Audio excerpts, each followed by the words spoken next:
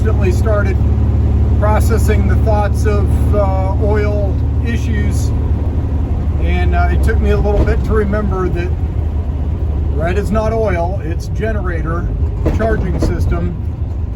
And but it's a little different issue that it's doing this time than it has in the past. The last time I had this issue, the red light came on and stayed on, and I had battery corrosion issues, corrosion on the terminals. But what I have here is a light that comes on ever so dimly when the car returns to an idle, until it gets right on down to that lowest idle speed that it runs, and at that point, you know, the red light is a lot more noticeable, but still not fully bright. And so while I am going to check my battery terminals again, I kind of suspect that it's going to be something different. I will probably also have a good little look at, you know, just some of the other wiring connectors and make sure they all look good. But I kind of expect that I may find something more like brushes. I really don't have a lot of basis for that, other than the fact that the problem seems to really only occur at that lowest RPM level. And my car does idle fairly low right now, which is a good thing. It is still above the spec that Volkswagen calls for on this motor, so that in itself is surely not the issue. But it does only occur when it's running at that low RPM, which makes me wonder if, you know, maybe we've got something a little different than any of the problems I've encountered before. So we'll have a look and find out.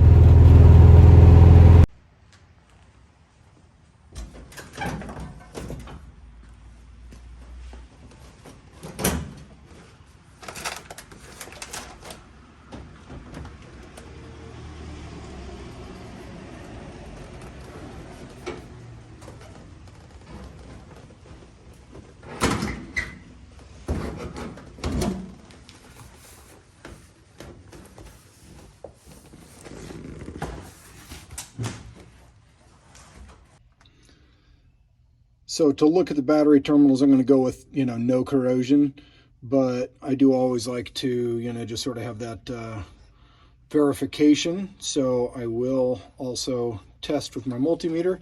Now, unfortunately, my multimeter is not quite where it once was. So this is my leads directly connected to one another here at 0.6. So, yeah, we got to take that in advisement. All right, so from the positive,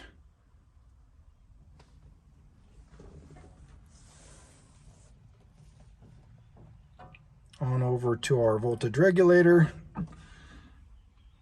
barely any different than the leads touching each other directly, and I'm not even pushing on that, it's just sitting in there. So I'm going to call that pretty good.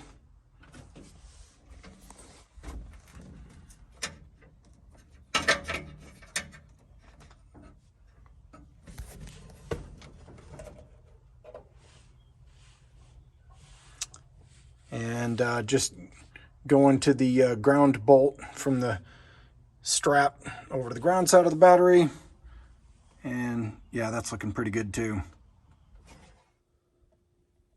So within a very short span of time, couple of days maybe, I realized that I also had another problem, which is this.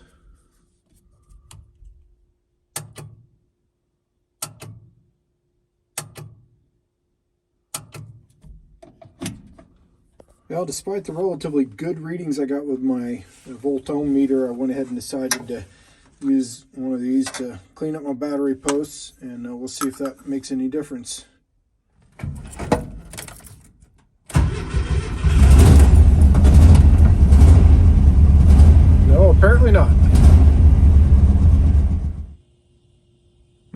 quite a few different directions I could head trying to troubleshoot this issue, but I stopped to think about it and I realized that, you know, the issue is sporadic in the sense that my red light comes on at idle but goes out as I increase the RPMs. And while it hasn't been happening long, as time has progressed, the light is brighter and the RPMs have to increase more to get it to go out. And so to me that says I don't really need to be thinking about voltage regulator, because all that does is regulate voltage, and I would expect that to not subside when your RPMs increase. So I'm directing my attention toward the generator and very possibly the brushes, and we'll just see what we get here. Now, before actually testing voltage and looking at the brushes and seeing if I may have issues there, I decided to pull my cap and just have a look at this belt, because, you know, a slipping belt could certainly cause the issue. And that seems like it may not be quite tight enough. So I'm actually going to start there. Not even sure where I got this wrench, but I have it along with some other similar wrenches that are for things like table saws and, you know, other things like that. I don't know, maybe it came from something like that, but boy, it's the perfect fit for this nut. And we'll just see if I can hold this well enough. I don't have, nope, the right tools.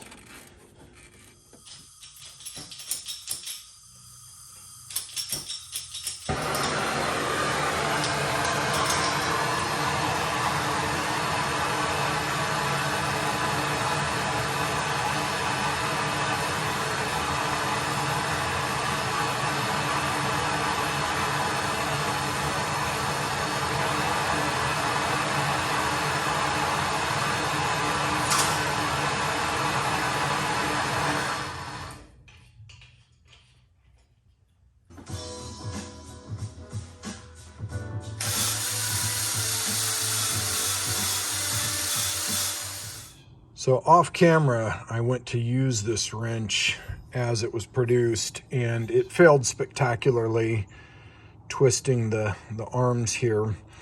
And so I heat treated it again. Yeah, this requires a little more finesse, which we'll see if I actually have.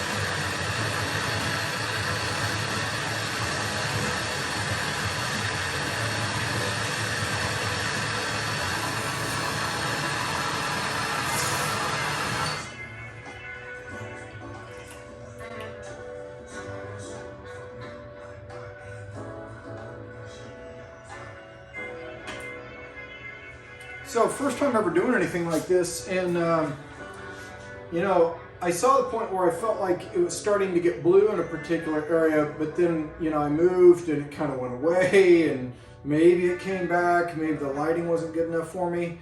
You can definitely see that we got all the colors here, you know, straw, red, blue, purplish a little bit, you know, at the edges, but on the majority of it here, it's just I don't know, light blue. Hopefully that's good enough.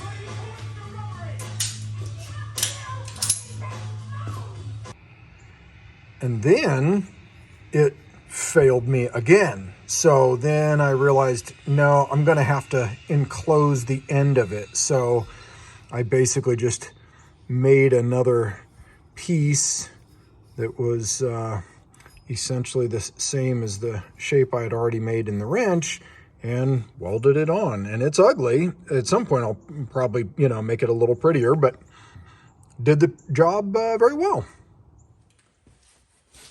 Well, I basically spent the entire day making this wrench, and I'm pretty sure that the previous owner mistook the torque rating on this generator nut with the axle nut, but I was finally able to get it loose.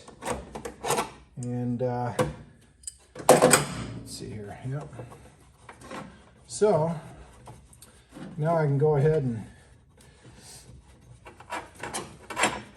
pull some of these shims and tighten up this belt. So I pulled my coil out because it makes it easier to get down to the nuts on either side of the generator and get those loose so I can push the generator back so that I can actually get this half of the pulley off. So if anyone isn't familiar with how these systems work, I'm not going to take the inner pulley off because I'm in a hurry. So this pulley, this half of the pulley fits down over the sleeve there, and you've got all these spacers in between, and basically you just build up how much you need. But in this case I need to remove, and I think I'm going to start with removing 2 because I don't think it's that loose. It's a little bit loose. And that way the pulley will be closer together and therefore the surface that the belt rides on will be further out, thus making the belt tighter. Kind of an ingenious little system.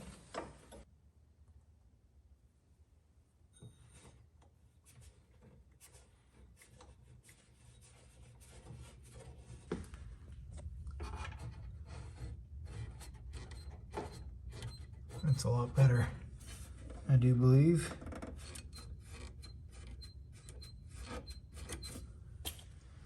Start her up and find out.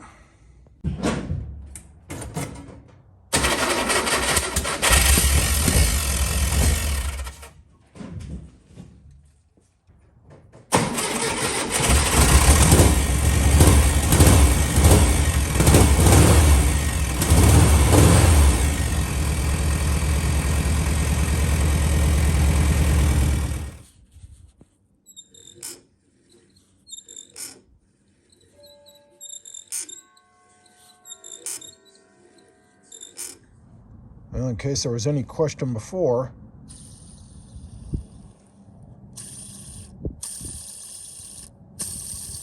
yeah, not great. It's going to get noisier, but it'll probably continue to spin just fine for a while, but I definitely need to replace that. So here's another interesting thing. Okay, it basically looks like this all the way around. Nice and mostly coppery. Right until you get into here. And then back to nice and coppery again. So certainly I need to clean that too. All right, so we know that this bearing's no good. And now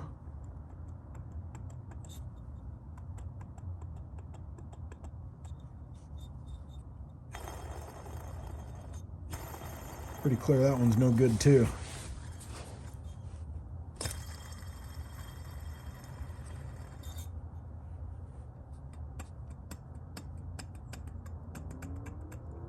Yeah.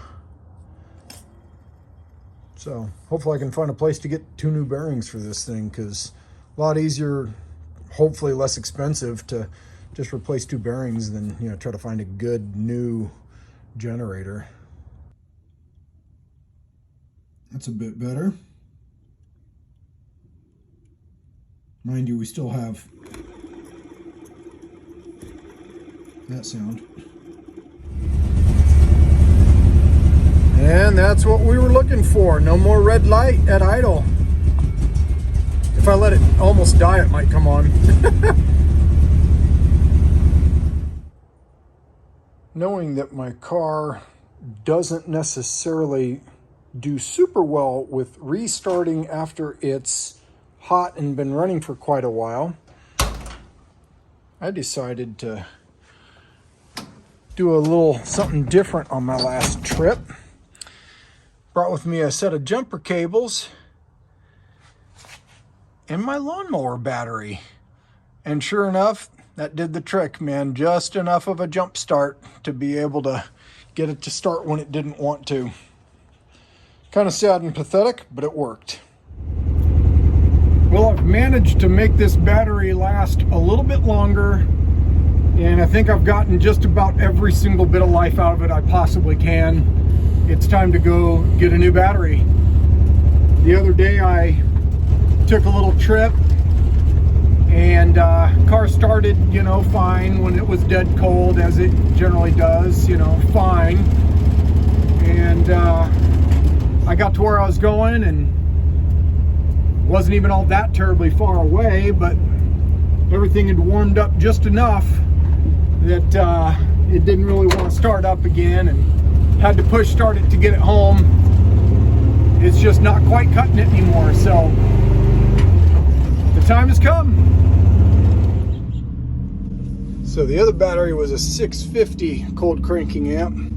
This one's a 500, a little bit smaller, a little bit lighter, and surely to do a better job after at least six and a half years, give or take, or coming up on 7 years old that other battery was, it looked like. So let's put her in and find out. Obviously I got a little bit of corrosion on this battery terminal. I want to clean that off. That certainly isn't causing the level of issues I was having. The other thing I'm noticing, of course, smaller battery, and it slides around there. That's probably not going to be the best. Not like I'm doing any hard cornering, but it's sure to slide around a bit. So I'm going to have to come up with some clamps to clamp it down. All right, let's see what this is going to be like. Yeah, that's definitely better. Jeez. Sure is nice not messing around trying to make something last that shouldn't be any longer. I can't wait till the next time I start it. It's going to be exciting. All right, this is start number 3 since the engine was cold.